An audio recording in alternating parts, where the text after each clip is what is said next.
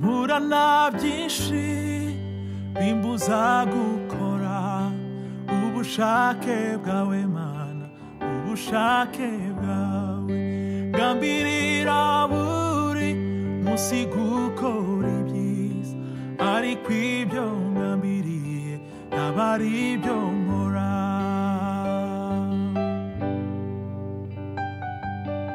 Distingués auditeurs, peu importe vos rangs, grades et qualités, je vous parle depuis Kigali où j'ai ouvert la 20e édition de la conférence Africa Aguruka, qui signifie tout simplement Afrique lève-toi et brille.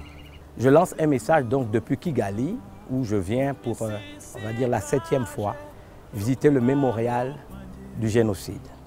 J'ai un message tout particulièrement que je voudrais adresser à la communauté gabonaise, qu'elle vive au Gabon ou qu'elle vive ailleurs, à nos dirigeants, à l'élite politique, à l'ensemble des communautés religieuses de notre pays, qu'elles soient chrétiennes, qu'elles soient catholiques, protestantes ou encore qu'elles soient musulmanes. Il est important de comprendre qu'il me plaît d'introduire ce message que j'ai eu à cœur de faire ici à ce mémorial par de textes de la parole de Dieu. La Bible déclare « Heureuse la nation dont l'Éternel est Dieu ». Mais la même Bible, dans le Proverbe 14, affirme de manière claire, nette et précise que la justice élève une nation, mais le péché est la honte du peuple. Nos nations peuvent s'ouvrir à la disgrâce et avec, je veux dire, toute l'émotion, n'est-ce pas, qui m'anime à chaque fois que je viens à ce mémorial. C'est la 7e fois. Une fois, je suis venu en famille, avec ma femme et mes enfants. Une deuxième fois, je suis venu avec un ensemble de collaborateurs. Une troisième fois, je suis venu avec des personnes, n'est-ce pas, qui étaient des co-orateurs avec moi au cours de cette grande conférence que nous faisons à Kigali chaque année à la même période. Et cette fois encore, avec quelques collaborateurs et des amis, j'ai pu avoir le privilège de déposer une gerbe de fleurs en mémoire de ces millions de victimes du génocide qui a eu lieu ici au Rwanda et qui a fait des dégâts énormes.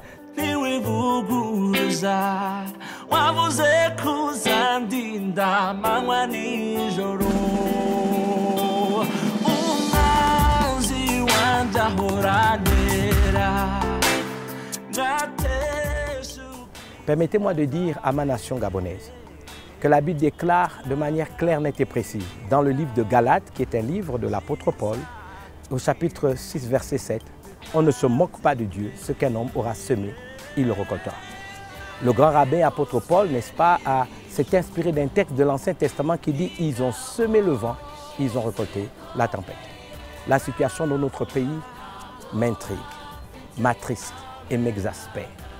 Parce que depuis un certain nombre d'années, nous n'avons vu que de la méchanceté, nous n'avons vu que de la cruauté, nous n'avons vu que de l'incompréhension.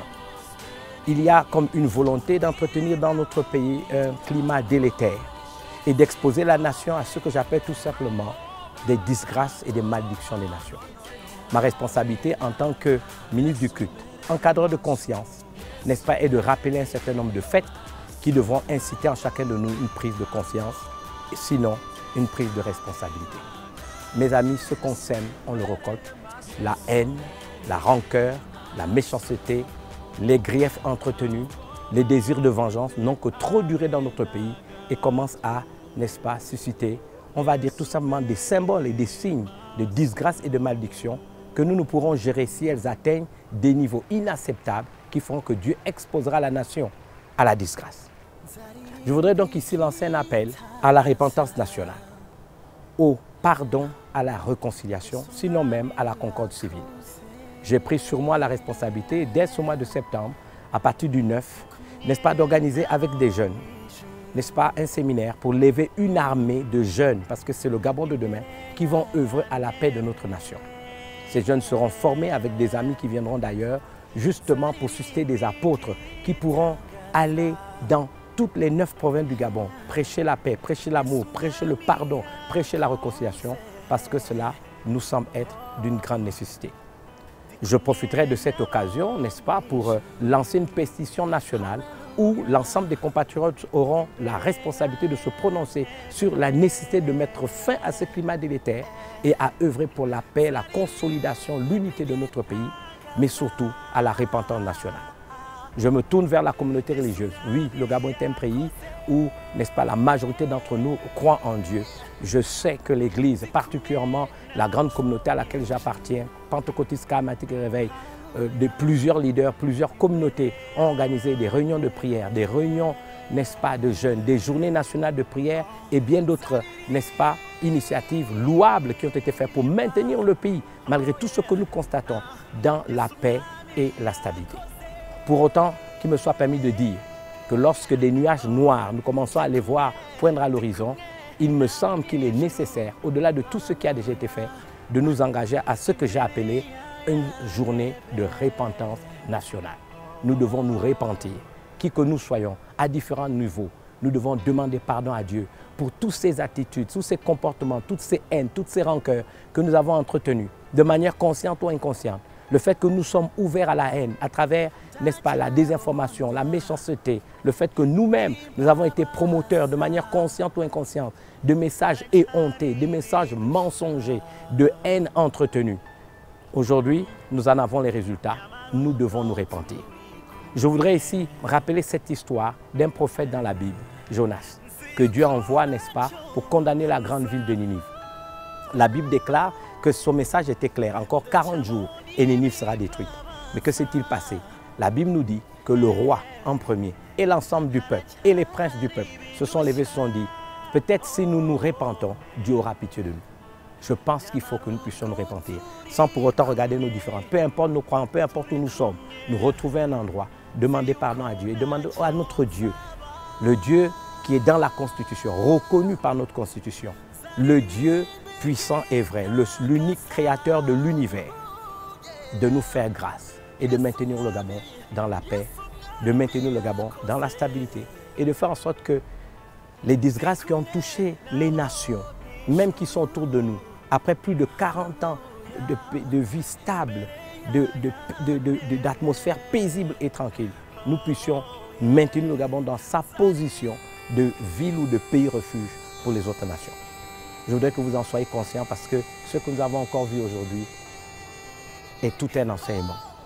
Vous savez, les génocides et les guerres, elles se préparent dans la mentalité des gens, dans la manière d'entretenir de manière régulière, dans, on va dire, l'imagerie mentale, les pensées, les émotions des gens, des haines et de la méchanceté.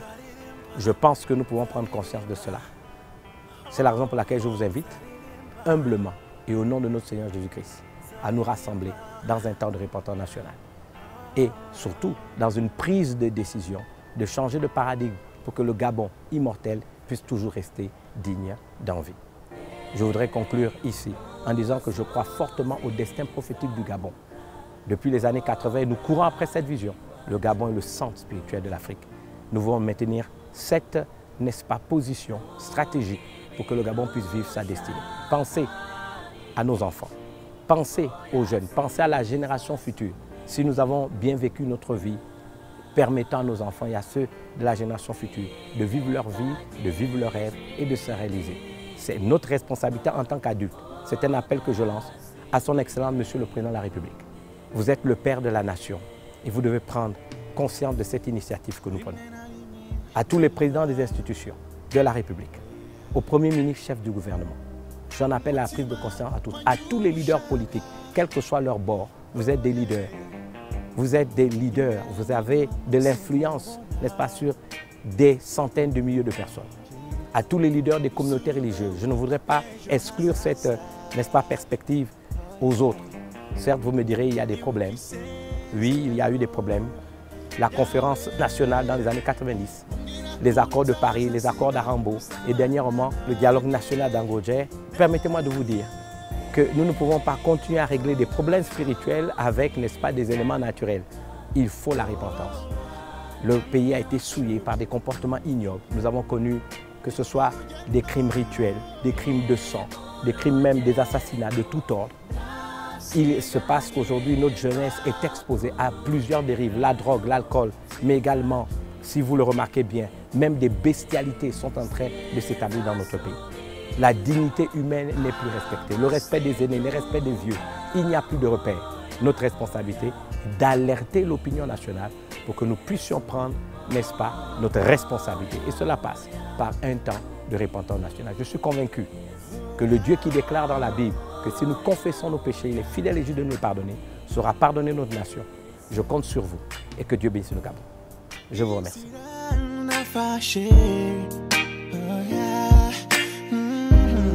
Bon amour, ibinaniza. Oh yeah. Ndashaka